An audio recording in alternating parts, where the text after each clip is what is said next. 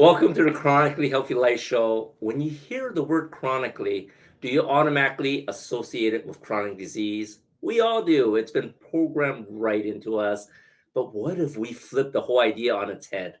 Let's discover how we can create chronic health in our bodies, our minds, our finances, our relationships, and of course, in our lives. Let's jump right on in. I'm Andy, and joining me in everything is Minna. So we're smack in the middle of summer and it's really hot here. I'm talking like a heat dome that's sitting right on top of us. Feels like we're in an oven and it makes people more agitated, doesn't it? Definitely, definitely. It's been like 100 degrees every day for the last what 2 two, weeks? 3 weeks, Yeah. and with the high humidity here in Texas, that easily adds another 5 to 10 degrees. So imagine like standing outside in an oven. I'm watering my garden first thing in the morning at 7 a.m. and it's already like 80s. So yeah, if you're out there, it can definitely agitate you, and you have shorter temper with all the hot temperature for sure. Yeah, I guess so. But, we're talking about relationships today and, when you're agitated, it's not great for relationships. I totally agree. So what's the first topic that couples have problems talking about? So there are actually three main things that couples fight about. The first one, probably the biggest one, is money. That is a big one. And, if you're brought up the way I was brought up, we never talk about money, right? Like the guys are supposed to provide, which isn't the case a lot anymore. But, regardless of how much money you're making or how little money you're making, it always seems to be a problem. And it always seems like there's never enough. And that's interesting because when I grew up, and my dad is the only person that brings in the money, my mom just stay home, and I don't know if they actually talk about money at all. But I never feel like we don't have enough money, but I do feel that we are not spending a lot of money. Like I don't get clothes. Like I wear uniform and then I have one set of clothes a weekend and that's it. Right. So it is the money relationship within the family. It's different for every family. It's interesting. I agree. And, it's funny that you talk about the clothes and things like that, and have nots or want nots. And it all changes for people that have kids, right? Like, what are your thoughts on that? Well, kids is the number two thing, maybe the number one thing that couples fight about, and just really all about the kids. Where do you send them to school? What do you feed them? What do they dress them? What kind of friends they hang out with? Did they crash a car? When they go there. All sorts of stuff about kids, and they keep fighting about the kids. And that is so true. Luckily, me and Minna, we decided early on we didn't plan to have children, and our children are four cat babies. So, they're a handful then in themselves, but at least we don't have to worry about their university, or if they're going to have hockey practice, basketball practice, or whatever it may be. So, I find that we have a lot of friends and families. They're always arguing what is best for the kids. And it's always funny because when I ask them, well, what do the kids want? And they never ask the kids. Like, they deciding what they think the kids should have. And it's always an argument, well, I think they should do more school, or they should do more afternoon time to play hockey, or maybe. And that's always the source of argument, which I think is sometimes very silly. Yeah, which is also related to the amount of money that you need to spend on the kid. And a lot of times, that's not what the kid wants. Like, that's what you want the kid to have. And, that's sometimes it's just a matter of filling your kid's time with something other than you spending time with them. Whereas, what all your children want is for you to spend some quality time with them, which is free, by the way. Exactly. And that's sort of funny because, like, for my friends, they said, well, you have to have kids, you're going to miss them. It's so great to have kids. But like Minna says, now you're trying to find ways to keep your kids out of your hair by putting them in a class, or in the school swimming program, or maybe. And meanwhile, you're spending a lot of money and complaining you never have enough money. And that's always an argument, right? Yeah. So one and two, money, parenting, I think Mhm. they go hand in hand somewhat. Yes. There's a third one, and I think it's a toss up between these two: Hmm. career, in laws.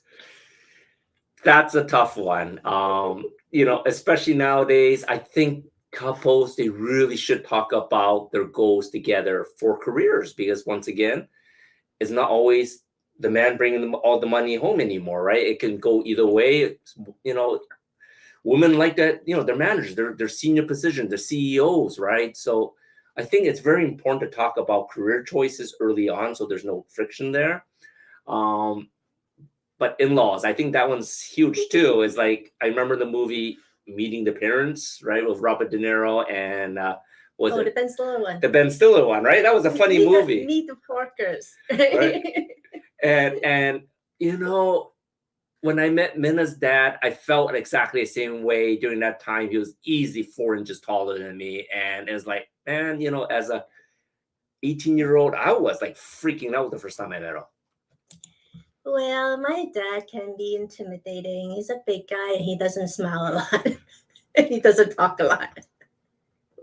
But your parents, on the other hand, they swear a lot. And I've never heard so much swearing in my life. We're village people. I'm sorry. That's the way. Every second word is some word you don't even understand. I didn't understand until I met you. So there you go. We have parenting, money, and in-laws or career. You take a choice. That's the 3 things that couples kind of fight with the most.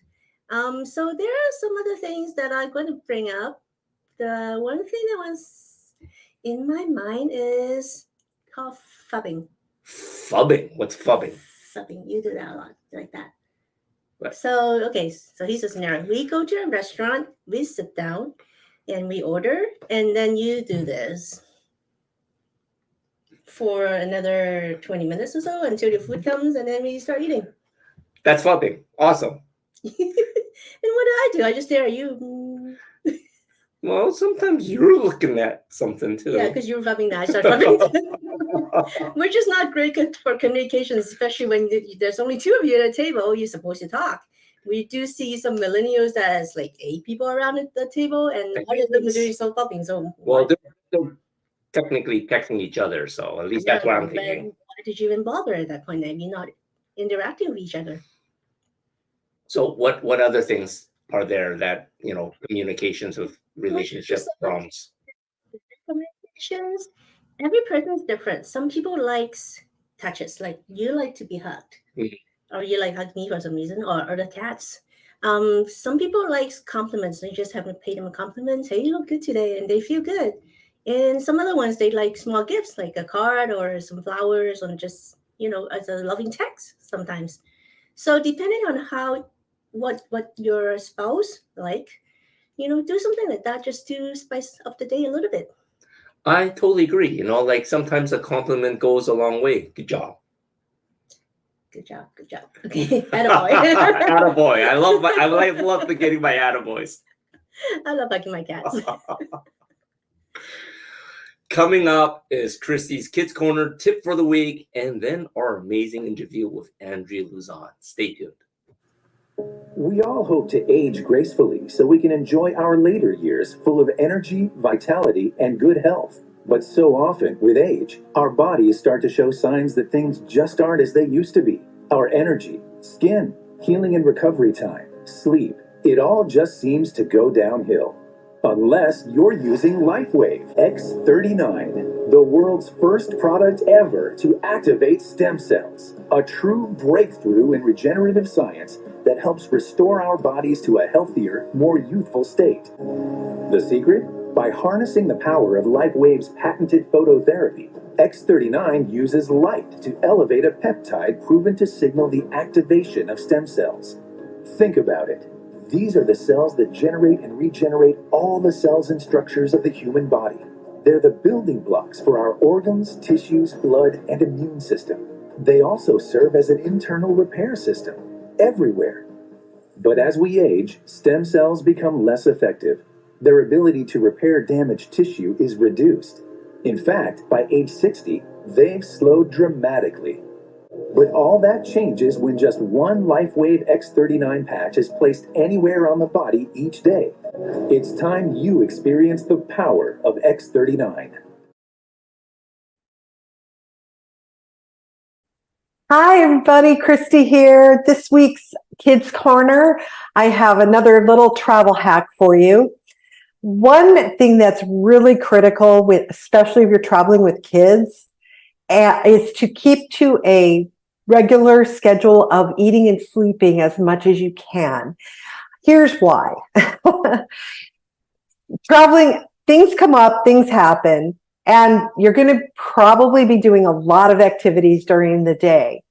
But when you keep to that, you try to keep as close to possible as that for that regular schedule, especially in the morning, getting up, normal routine, having breakfast, and then in the evening, having dinner, even if it's at a restaurant, as close to the time you would normally do it as possible.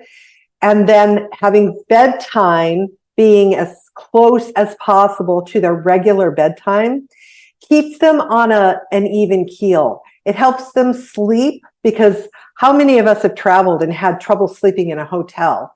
I know that I occasionally do. So the kids, you kind of need to keep that. Plus, it's very good for you too as parents, because traveling with kids can be very exhausting. And when you keep to the schedule, it just makes everything easier. Then when you return from your vacation and you're trying to get back on a normal schedule, everything isn't so disrupted. It's easier to get back into the flow. Have a lot of fun. Enjoy your summer vacation. Ciao for now. Hello, everybody. Welcome back to the Chronically Healthy Life Show. I am so happy today to be talking with the amazing Andrea Luzon on her topic. Get this one, you guys. Liberate your legacy. I really want to know what that is. But let me just tell you a little bit about Andrea first.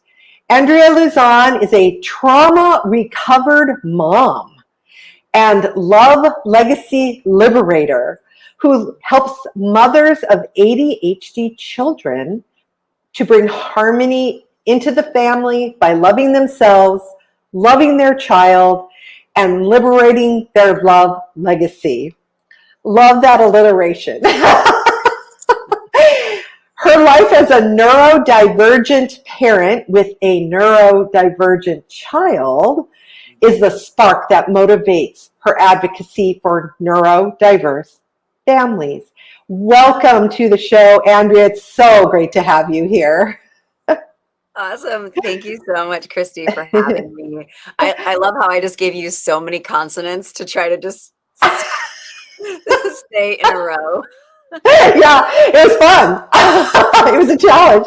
You know, I was thinking that before we dive into this topic, it might be a good idea if you were to define for the audience the word neurodivergent, because that's a relatively new term that's come out lately.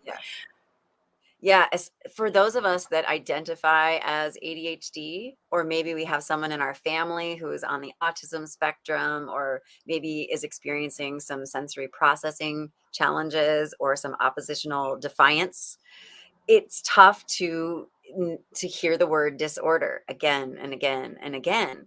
So neurodivergence, from my perspective, is almost like a deeper appreciation of the fact that not everyone's brain works the same. That, you know, if we were not all unique snowflakes, the world would be a really boring place.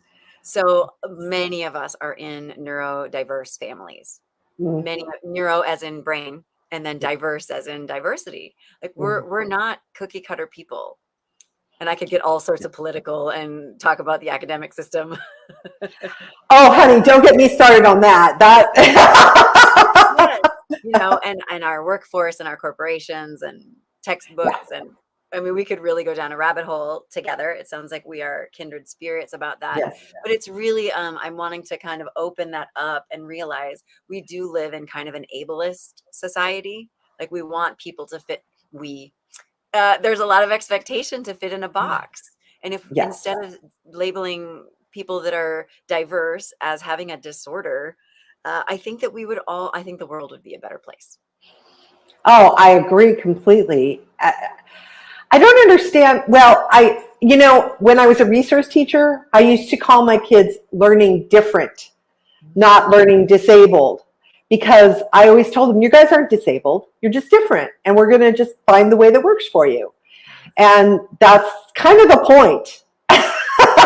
we all have to kind of find our way there. Love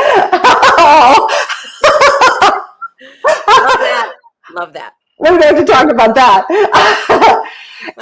So I was thinking about how you talk about becoming response able versus reactive in your parenting style, which I think teachers listen to this too, because I think that's a really important thing. Because it is frustrating from my teacher point of view, when you have 35 kids in a room and you have one who's frustrated for whatever reason, it starts acting out, it can be a very difficult situation for us. So how can we kind of tell if we're being response able, which I love that, or reactive, and navigate that a bit? Well, I don't usually start my interviews by going straight to the pointers, but let's go there. Okay. So I have a process that I really feel is supportive for teachers, for caregivers, for parents, for people who have coworkers, for adults in adult relationships or adult child relationships, all of the above. And it's R&D, not research and development, but it's kind of like imagine that you're in your car in a parking lot and the nose of your car is facing in and there's a big boulder there. Can you go forward from there? And that's kind of like what it is to be feeling like you're between a rock and a hard place. So my recommendation is that you really can't go through that giant boulder with your car.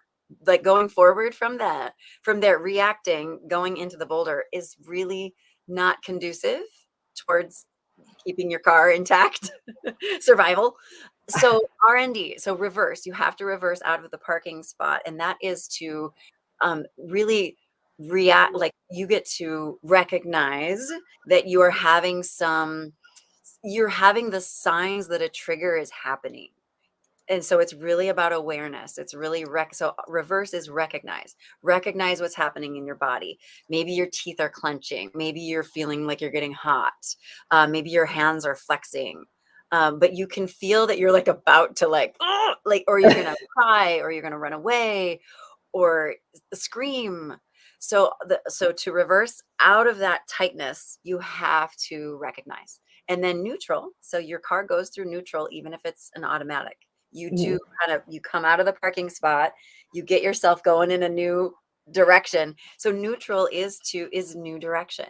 And only you know your calming techniques. Only you can get yourself in a new direction. So breathing, like take yourself through something for just a couple of seconds to bring yourself back into your integrity, back into your intentions. What are my values? What do I want to create with this child? What do I want to create with this person? Is this who I am? So you're in a new direction. And then the last one is drive. So that's when you get to drive off into the new direction and be who you really are. So be in your integrity. So R&D is really about it has to start with recognizing that you're about to you're about to be reactive. So recognize that you're about to be reactive. You get to start catching it. Add time to that reaction. Like so many of us have that trigger response, but you get to, as an adult, you get to add some time before you respond. That's the response able versus the reactive. So do you have an example? Have you ever could you give us an example of a time when maybe it happened to you or someone you know or you've coached? Yes. Oh my goodness. Today at the pool, there were a couple of girls with us that were not strong swimmers. And so I called my two strong swimmers over to the edge of the pool because I hadn't gotten in yet. So I'm calling them and they're ignoring me. They're turning away. And so that is exactly it. Like I get to recognize that I feel some heat happening. I'm feeling disrespected. So I'm like, ooh, feeling some tension start to build within my body. Step number 1, deep breath. So get myself to a neutral place. Is like, okay, Andrea, take a breath. This isn't like, I feel as though my children are not honoring. They're going into the deep end where these other girls can't touch. and it's my job to pull this back together, because the girls are wanting to follow them into the deep. Anywho, so coming into that neutral place, and then I just found myself crouching on the edge of the pool, putting my feet in and just talking in a calm way. And then my kids, I think they felt respected. And so then they began to come towards me, and then we could talk about, I could remind them that we were here to be in community, and these other girls can't swim as well.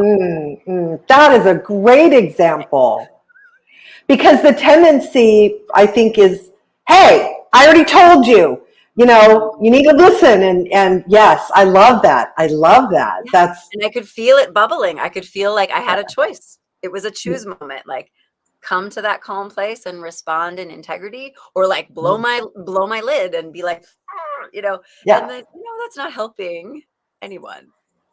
Yeah. And then the result is they listened, and it was it continued to be a peaceful, fun day rather than stressful and kind of turning it in a way you didn't want to. And our children are looking to us to set those examples, you know, of like, hey, mommy's feeling like she's being disrespected right now, and I need you to come over here, versus blowing my, you know, having emotions versus having emotions on people.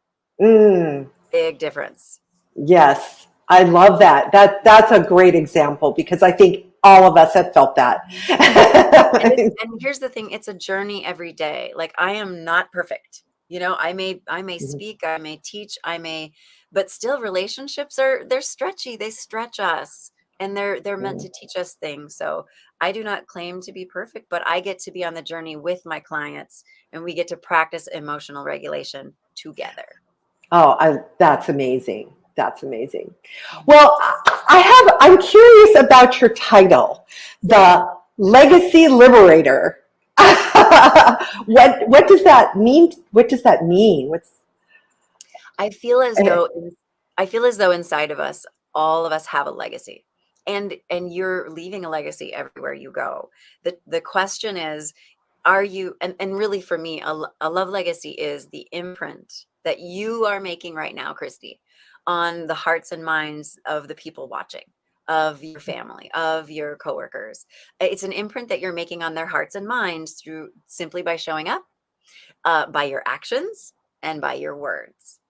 The challenge is that many of us are making our imprint from a not so healthy place. Like we're kind of defensive, like we're protecting those wounded places that we haven't been willing to look at as adults.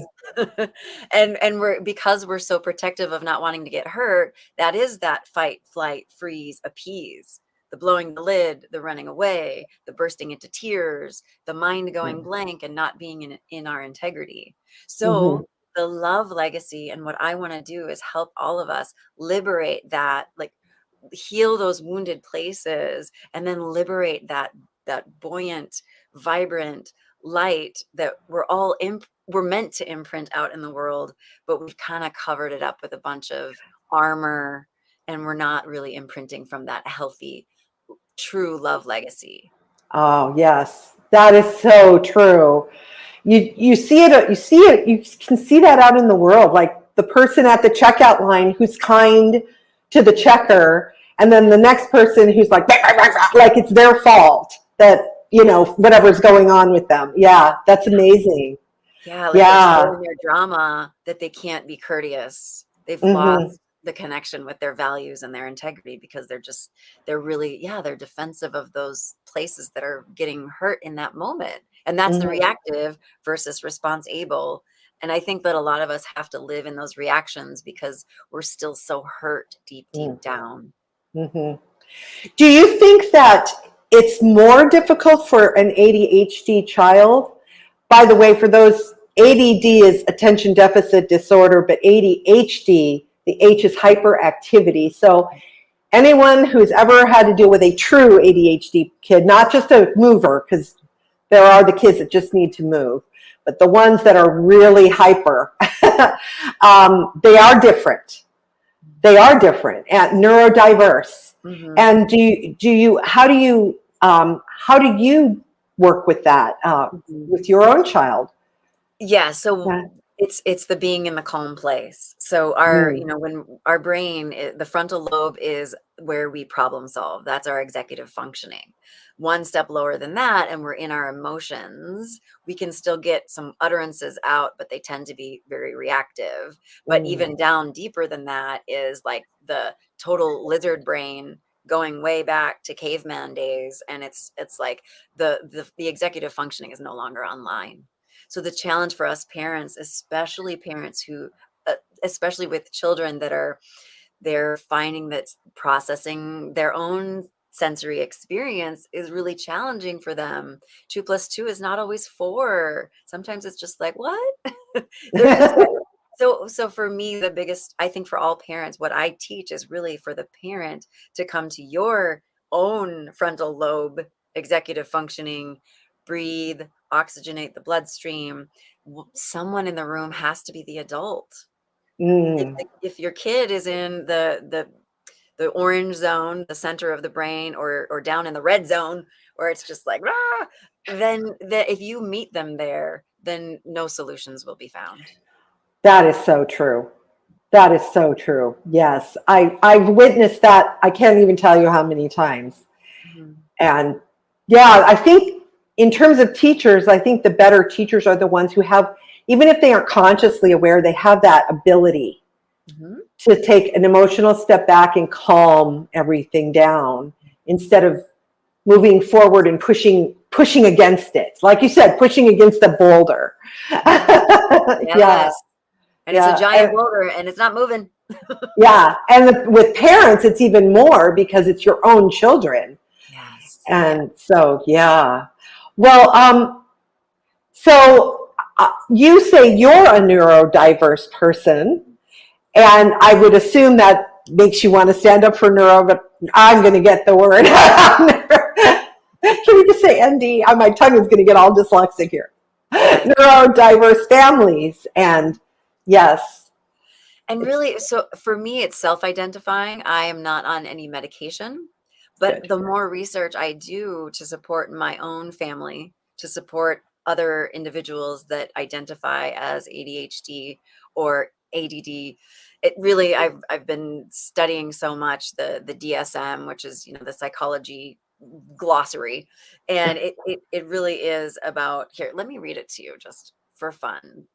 Okay, Oh, so I'd love to share. And there's a recent publication of the DSM. So ADHD is a neurodevelopmental disorder defined by impairing levels of inattention, disorganization, and or hyperactivity impulsivity that are inconsistent with age or developmental level.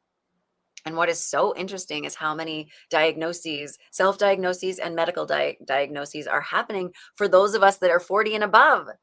Because as we're like looking at our lives and examining ourselves, it's like, I feel inattentive, I feel disorganized, I feel like sometimes I cannot focus, and I just get like major tunnel vision, and all of my relationships are sacrificed. So as I am showing up for more people that are identifying in this way, I'm like,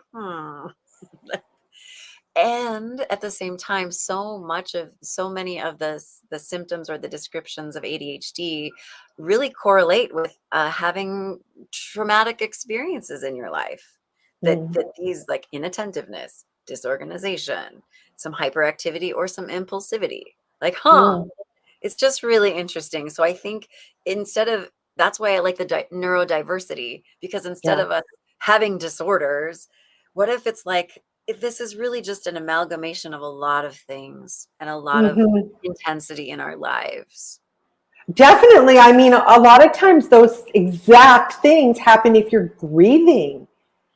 Like, we had a death in our family, and actually we had 2 in a row, and boom, it was within 5 days, 2. And it was just like being slammed. And it took me a while. I was just like, wait, I had a meeting. Oh, what? Huh? I couldn't keep track of things, which I'm normally like this.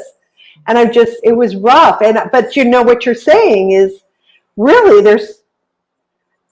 you have to allow for that space to, yeah. So It's, what a lot yeah. of people are confused by is like, so are you going to fix my kid? And Oh. and that and the reality of it is, I know, is she like, oh my god. But the reality of it is like it's almost like there's an energy. There is an energetic exchange between you and your child. There's an Mhm. energetic exchange between you and the way you're talking to yourself.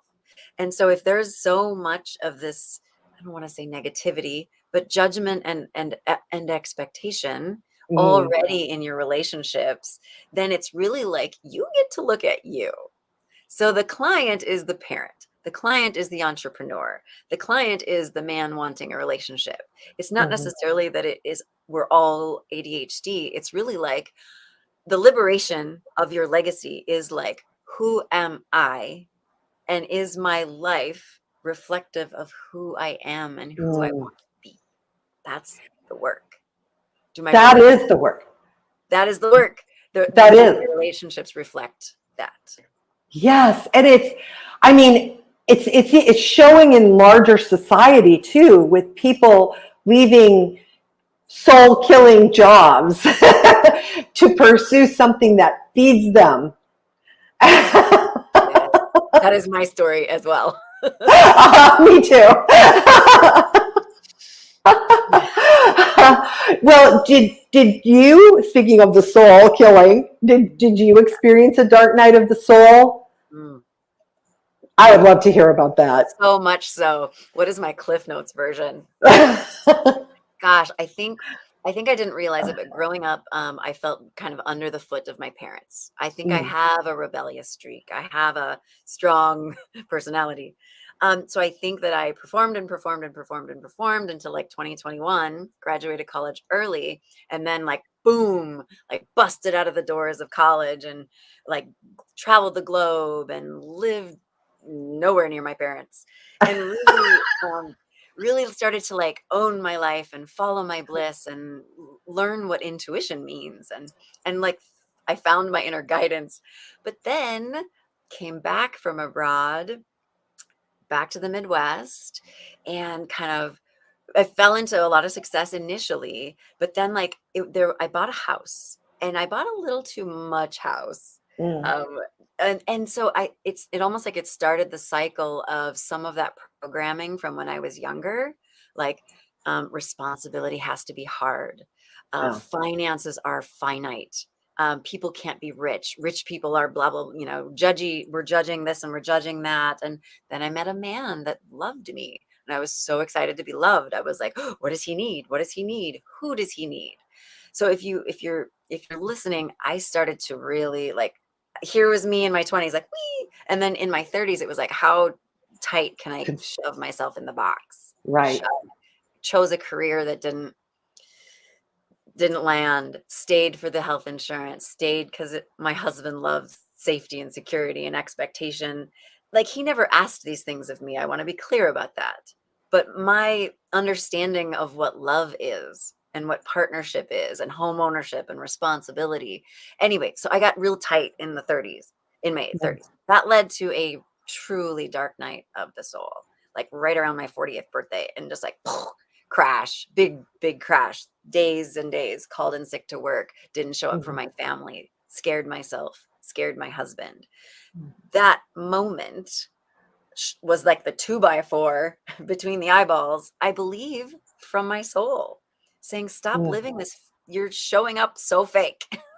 Like you're so out of your own energy and your own integrity. And who are you now? So that being leveled like that really showed me like, I cannot do this anymore. I will not survive if I keep this fakeness. So I started studying spiritual. I called a girlfriend, like it was like that phone that like I've hit rock bottom phone call. And she had studied spiritual psychology and transformational leadership and energy healing and like shamanic work. She had studied all of these really heart-opening things, deep self-discovery kinds of things, and was like, you just need to go and work your stuff out. So I've been on that trajectory for 5 years. 5 years of study, 5 years of self-reflection. And I'm so grateful to that because now I see my son differently. Like he is a unique snowflake who doesn't need to meet my expectations. that's not always easy as a parent. And then me too. I don't have to fit into a box. My husband doesn't have to fit into a box. So breaking out of the box of like just all of the programming that I feel I absorbed as a child. And that's what I want to stand for other people. Like, if you are feeling like your life doesn't match you, then work with me, because we're going to figure it out. We're going to cleanse those wounds. We're going to get you. You don't have to pick yourself up by your bootstraps and keep sweeping all of your emotions and upset under the rug, because that's just the kettle that's ready to blow. Yeah. And I don't want anyone to have to hit rock bottom like I did just to have a better life.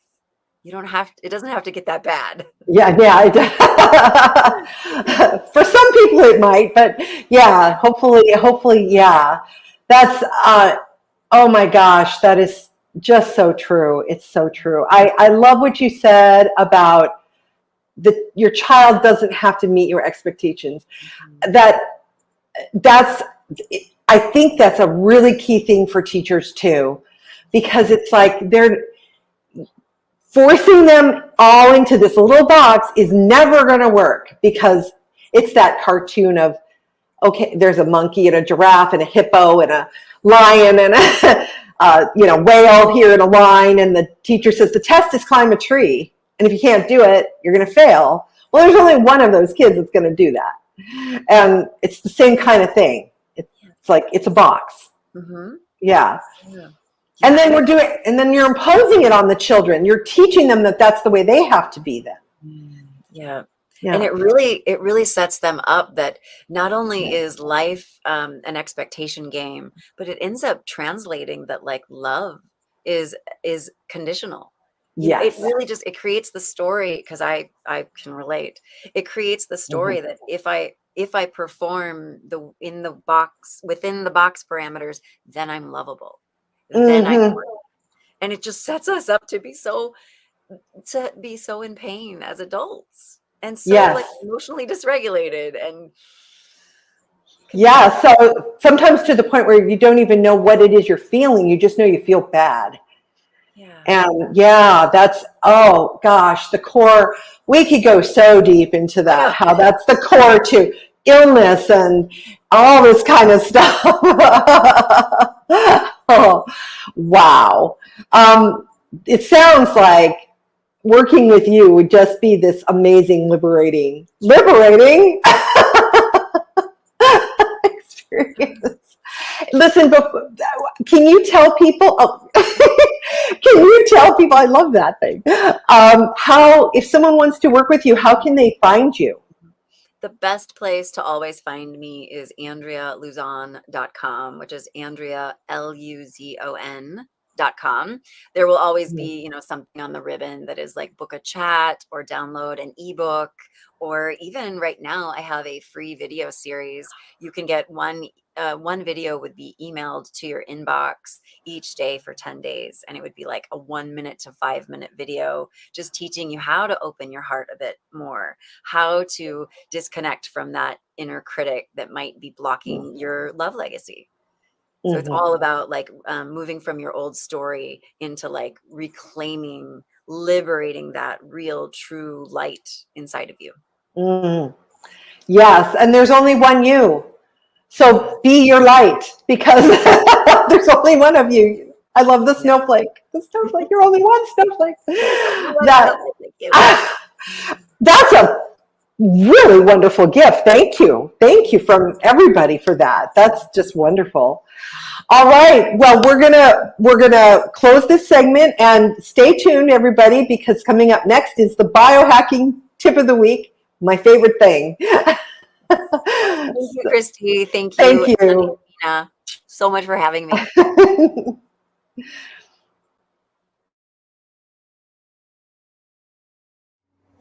Welcome to Chronically Healthy Life. Now today I'm going to share with you one of our diet secrets. It's actually not a secret, but it is.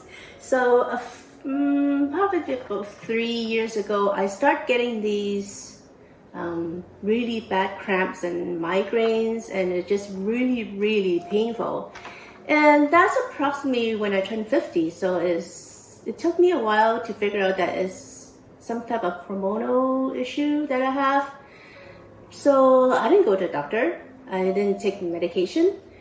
So what we figured out is I picked up the book called the Hormone Reset Diet. So it's a book that I picked up. It was from my bookshelf. I had it for a long time. I just didn't read it until then because I figured that's what I need. And so it was actually an elimination diet, which goes through weeks of cutting out meat, grains, caffeine, fruits, sugars, and toxins. And you can go pick up a book for yourself. But what is really interesting in the book is throughout the whole 7 weeks or so, you have to eat 1 pound of vegetables every day. And that, to me, even to Andy, that actually makes the biggest difference to our health and to our diet. And 1 pound is probably equivalent to about 5 to 7-ish servings of vegetables. And that's not easy due to considering during the time we're only doing 1 meal a day. We actually still don't do 1 meal a day. So we're eating 1 pound of vegetables every day. And that's a lot if you haven't been doing that. It's actually a lot. So, which is why we keep doing that as a habit, and we're still doing the 1 pound vegetables most days. We grow a lot of these, and the secret is to find something that is actually heavier. So romaine is not a good candidate if you're shooting for the 1 pound. Onions, I cook with onions a lot, but I don't eat it raw. Tomatoes is a good one. These are acorn squash that we grill. A great one to have is broccolis, cauliflower, cabbage, even daikon or carrots. The potato is not a great one because it's so carby, but sweet potato is a good substitute. I also have some mushrooms, cilantros, peppers, things like that. And you can be recreative. You can turn that into stews. It doesn't have to be a salad. Right? Salad, it takes a lot of chewing. I know it can get really tiring after a while. So a lot of vegetable soups, stews. Just make sure that they're organic, and you're good to go. Just and it's actually a great way for you to maintain your diet. If you're trying to cut off certain bad foods, let's say. Do this first. Eat your 1 pound of vegetables first, and then you eat whatever bad food it is that you're craving for. And I bet you're going to eat a lot less of these bad foods, because by the time you finish that 1 pound, you're already pretty full. So that's what we do.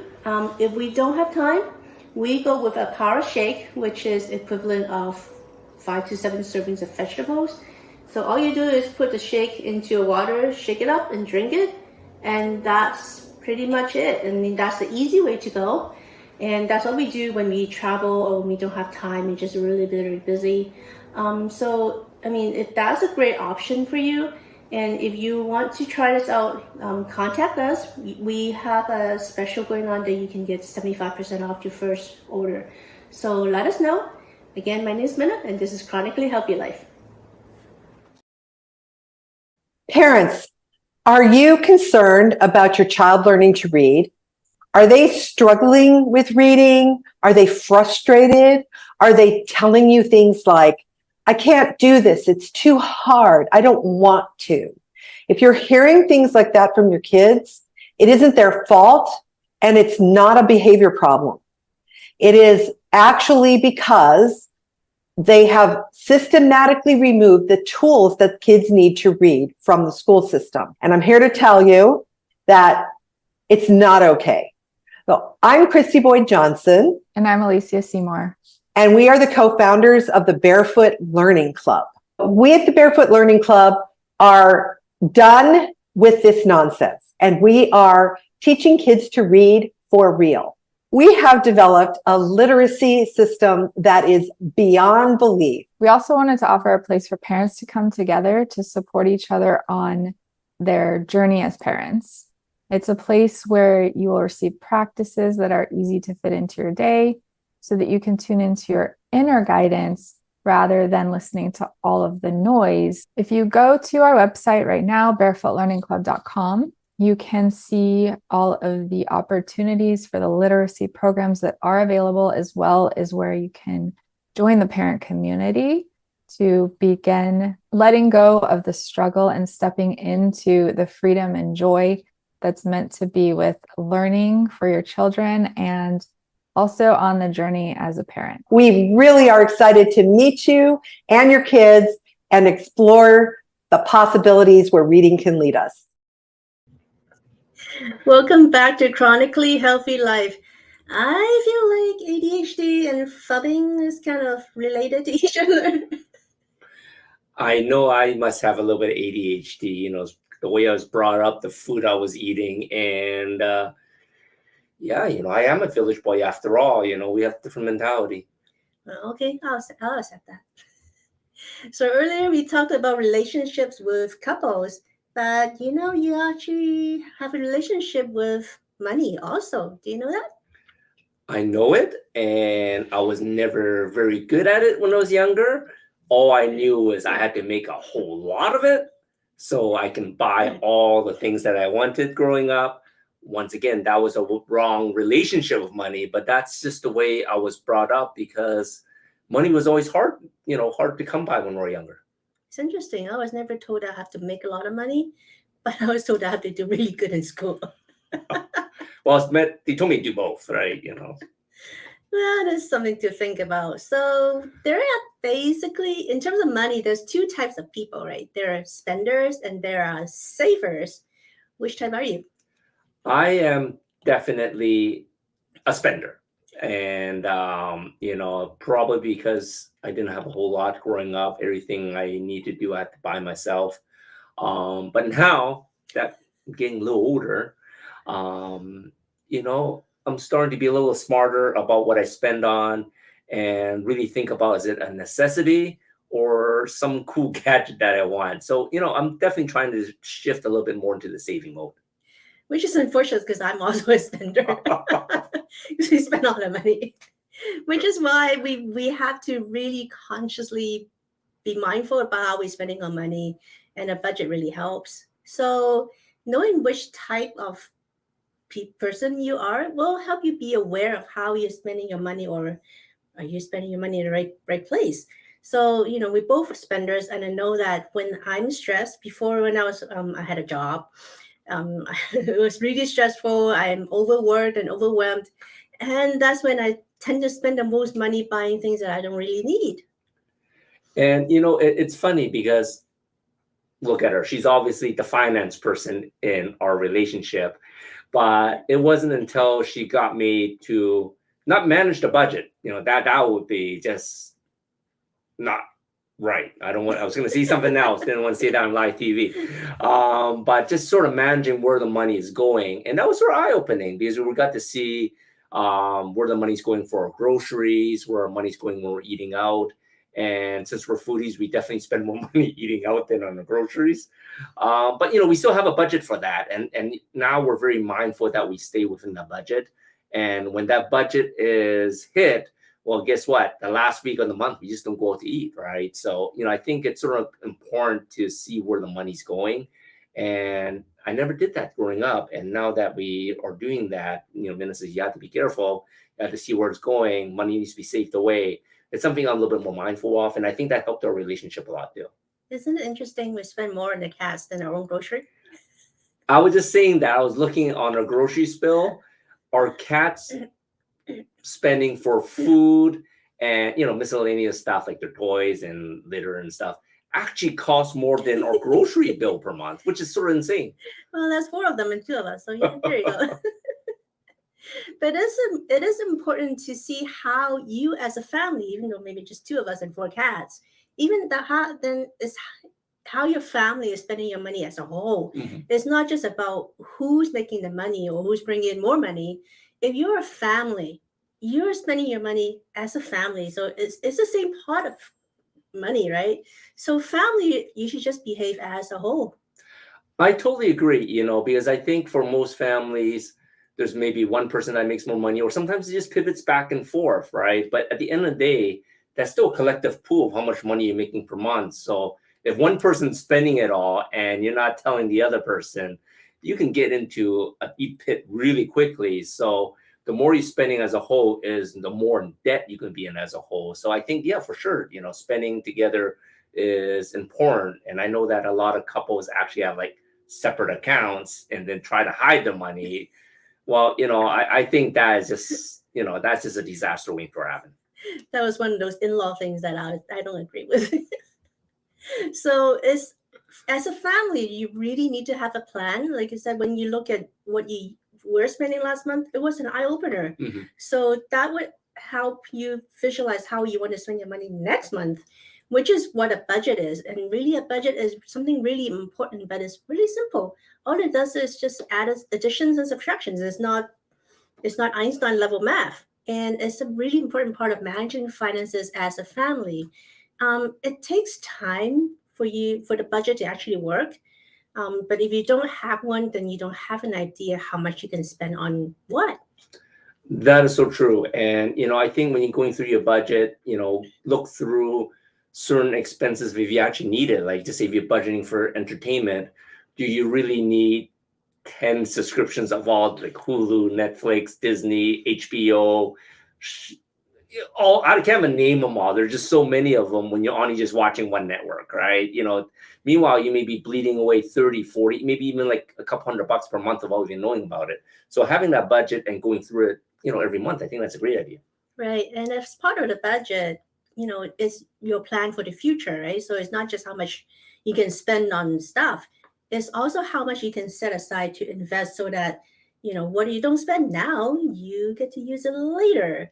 So there is always a balance. I know there are some couples that save up every penny. They live very frugally and save up a big chunk of money for retirement. And, when they retire, because they work so hard and they ignore their health over the years, they ended up spending all the money that's saved up on medical expenses anyway. So, it's a really sad story and it happens to a lot of people.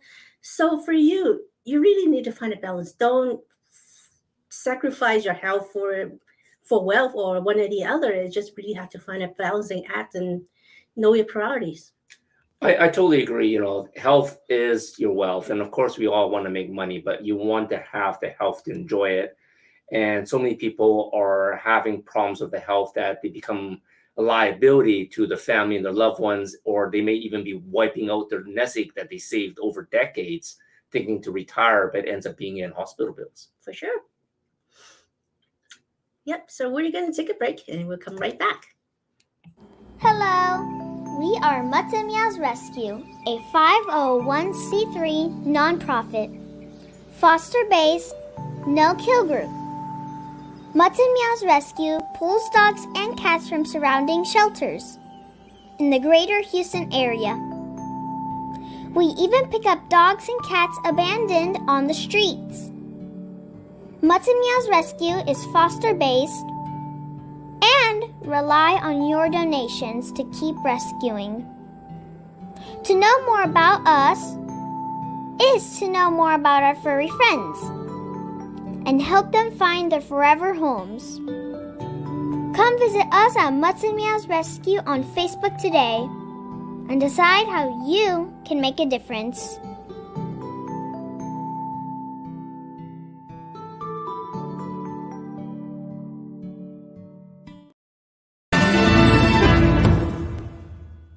Hi, Eva Black Occurrence here, and I am the host of One Punch Superstars, where we meet real people who chose to fight for their hopes and their dreams and become the champions of their destiny. You can find us on Achieve TV every Tuesday and Wednesday at noon Mountain Standard Time, right here on E360 TV.